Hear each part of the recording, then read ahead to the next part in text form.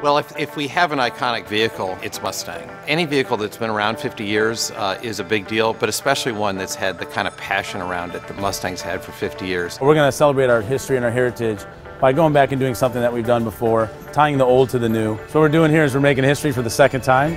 We're putting a Mustang GT convertible on the top of the Empire State Building. The process started with, okay, what is the difference between 1964 Mustang and the 2015 Mustang? The car is actually bigger, longer and wider than what it was in 1965. Remember, Empire State Building is exactly how it was 50 years ago. So we have a significant challenge. The actual car itself will be cut into 6 different pieces. The whole goal is to not make it look like you actually had to cut the car up, but we have to cut the car into pieces because we only have an elevator that's 36 inches wide, and the entire car needs to get into that elevator.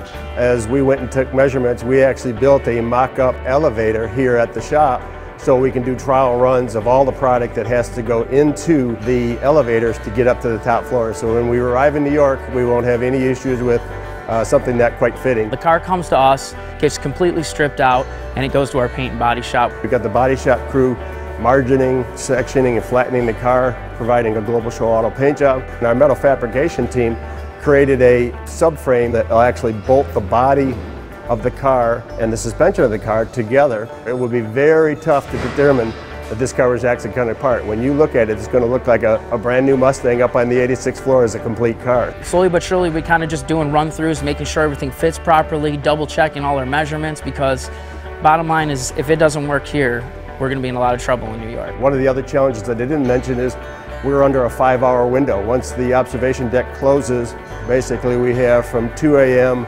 to 7 a.m. to get this car assembled, put together, and our dunnage carts out of the way. It's amazing that people are as excited about the new Mustang as they were about the original in '64. We as a company, as Ford Motor Company, are very dedicated to the Ford Mustang. We're committed to this car. We're committed to the next 50 years, not only celebrating the 50 that we've already had, and really to say to all of our fans over the 50 years, thank you, and we look forward to another 50.